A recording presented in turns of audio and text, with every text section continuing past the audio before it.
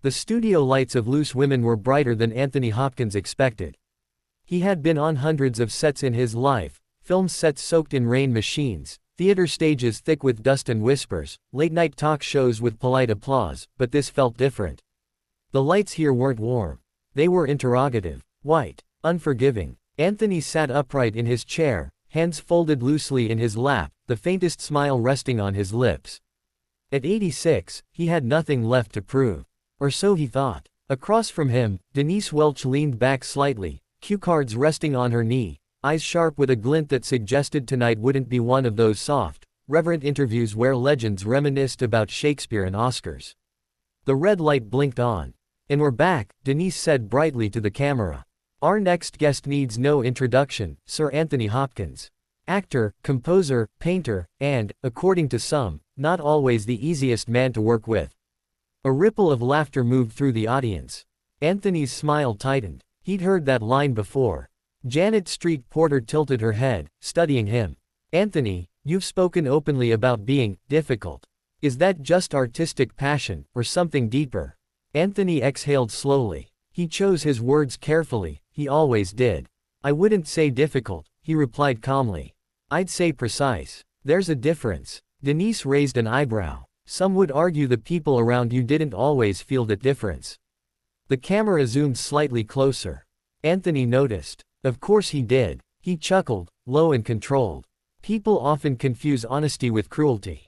I've never been cruel." Denise leaned forward now, sensing momentum. "Really? Because there are actresses who've said you were dismissive. Cold. Even intimidating." The audience murmured. Anthony's fingers tightened together for just a moment, barely noticeable, but real. "Acting isn't meant to be comfortable," he said. "If you want comfort, buy a sofa."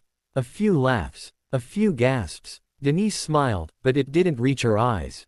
That's easy to say when you're a knighted man with Oscars on the shelf. Power changes how words land, doesn't it?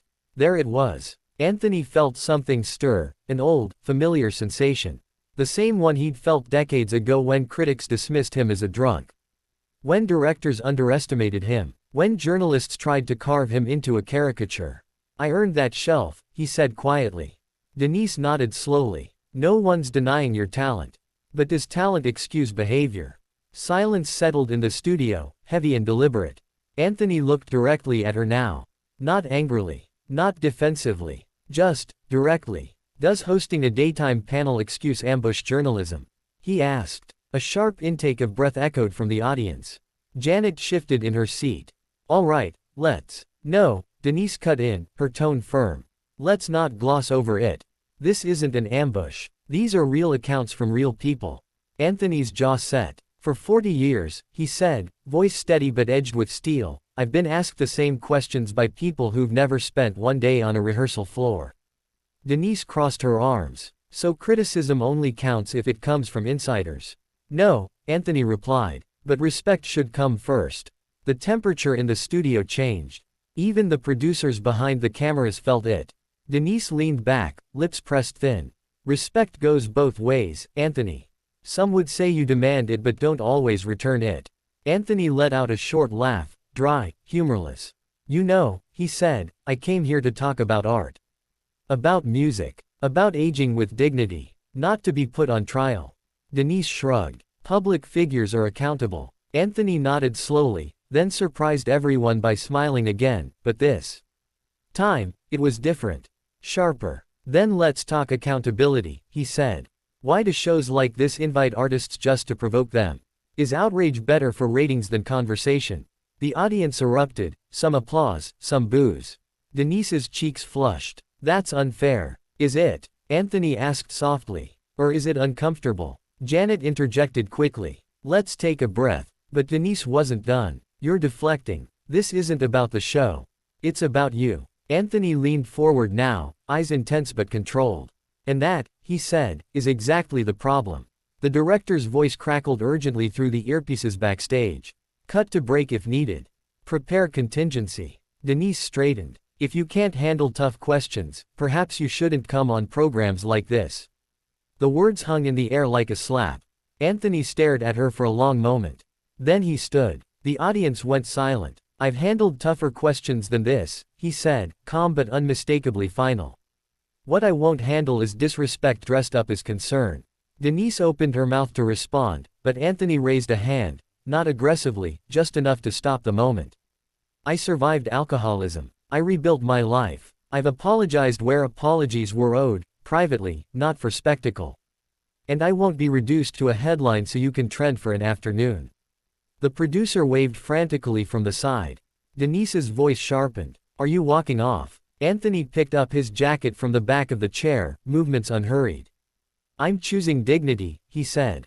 There's a difference. Gasps rippled through the studio as he stepped away from the set. Denise called after him, half standing now. Anthony, this says more about you than us. He paused at the edge of the stage. Without turning around, he said quietly, history will decide that. And then he walked off. The cameras cut to Denise, visibly shaken, forcing a smile as the director counted down. We'll be right back after the break, she said. But behind the scenes, chaos exploded.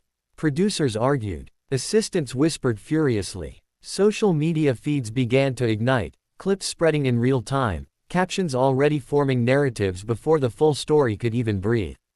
Anthony moved down the hallway, footsteps echoing softly against the studio walls. His hands trembled now, just slightly. Not from fear, but from restraint. His longtime assistant, Clara, rushed to his side. Anthony, are you all right? He stopped, exhaled deeply, then nodded. Yes, I am now. What they did was predictable, he finished. I should have trusted my instincts. Clara hesitated. They're saying you've been removed from the show. Anthony smiled faintly. Kicked off, you mean? She swallowed. This is going to be everywhere. He looked down the corridor, eyes distant but clear. Good, he said. Then maybe we can finally have an honest conversation. Outside the studio, reporters were already gathering. And somewhere inside, Denise Welch sat in silence during the commercial break, staring at the empty chair across from her, realizing, perhaps too late, that this exchange was far from over. The silence inside Anthony Hopkins' car felt heavier than the shouting outside the studio. Reporters banged on the tinted windows as security guided the vehicle forward inch by inch. Microphones pressed against the glass, words colliding in a frantic blur. Sir Anthony, were you kicked off the show? Did Denise Welch cross a line? Is this the end of your TV appearances? Anthony stared ahead, jaw set, eyes calm but distant. Clara sat beside him, phone vibrating non-stop in her hand. It's already trending, she said softly. Worldwide. Anthony closed his eyes for a moment. Not in despair, more like acceptance. Of course, it is, he murmured. Conflict travels faster than truth. Inside the Loose Women's studio, the atmosphere was anything but calm. Denise Welch had removed her microphone and was pacing near the makeup mirrors. Janet Street Porter stood by the doorway, arms folded, her expression tight. Well, Janet said dryly, that escalated. Denise spun around. He walked out. That's on him. A producer snapped back. He walked out because you cornered him on live television. Denise scoffed. I asked fair questions. You pushed, another producer said. You wanted a moment. Denise went quiet. On the monitor, muted clips of the confrontation looped endlessly. Anthony standing, Anthony speaking, Anthony walking away. The empty chair felt louder with every replay. Meanwhile, across the city, social media was on fire. Clips were sliced into 10-second fragments. Headlines wrote themselves before context could catch up. Anthony Hopkins storms off Loose Women. Denise Welch exposes, difficult, actor. Legend can't handle tough questions. But then something shifted. A longer clip surfaced, unedited, raw, uploaded by a member of the studio audience. It showed Denise interrupting him. It showed Anthony trying to redirect the conversation. It showed the moment before the snap. And people noticed. Comments flooded in. He wasn't aggressive. He was calm. This feels like bait. Why does accountability only go one way? Let the man talk about his work. Within hours, the narrative fractured. Back at Anthony's hotel, Clara placed a cup of tea in front of him. He sat near the window, London lights glowing faintly through the glass. You don't have to respond, she said. We can wait this out. Anthony shook his head slowly. No. Silence gets mistaken for guilt. He stood, walked to the desk, and picked up a pen. Old-fashioned. Intentional. I won't write a statement, he said.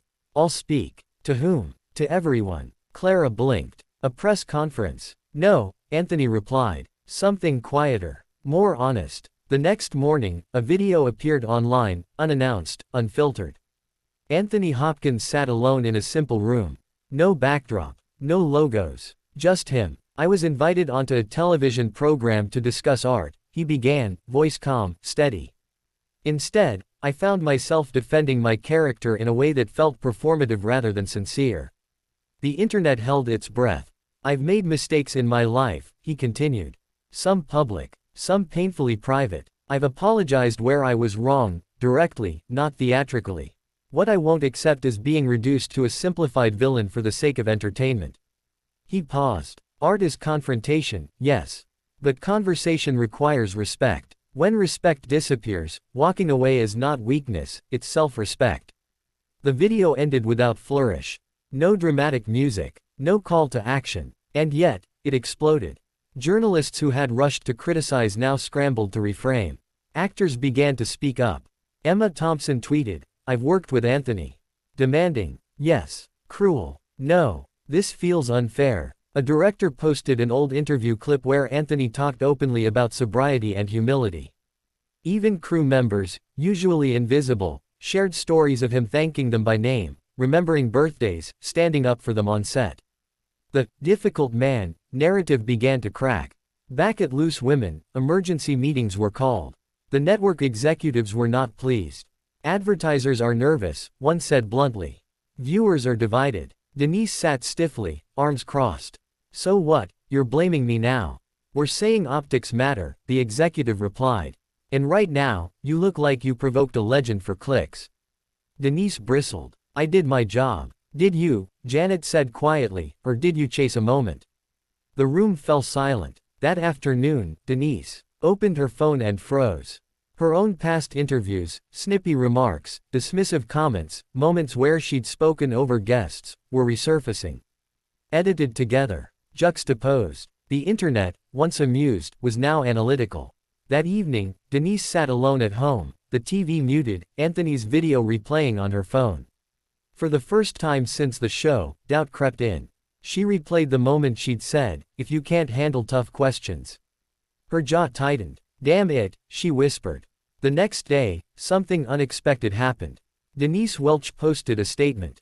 Not defensive, not polished, just honest. Watching the full context of yesterday's interview, it read, "I can see how the conversation crossed from accountability into confrontation. That was not my intention, but intention doesn't erase impact. I regret that." The internet reacted cautiously. Some praised it. Others didn't buy it. Anthony read the statement silently, then handed the phone back to Clara. "That took courage," he said simply. "You're not angry?" she asked. "I'm tired," he replied. "Anger requires more energy than I'm willing to give." A week later, Anthony appeared, unexpectedly, at a small independent cinema. No press release. No red carpet. Just a Q&A after a screening of one of his older films. Someone in the audience finally asked the question everyone was thinking. "Sir Anthony, about what happened on television. Do you regret walking out?" Anthony smiled gently. "I regret that we live in a time where listening is rarer than shouting," he said. "But no, I don't regret choosing myself." The audience rose in applause. Not loud, not explosive, sincere. Backstage, a young actor approached him nervously. "Thank you," the actor said, "for showing us we don't have to endure disrespect just to be seen." Anthony placed a hand on the young man's shoulder. "Fame fades," he said. "Integrity doesn't." Across the city, Denise watched the clip later that night. She didn't change the channel. She watched until the end. And for the first time, she understood why the empty chair on that set had felt so loud. Because it wasn't just a walk-off. It was a line drawn. And everyone, on both sides of the camera, had been forced to see it.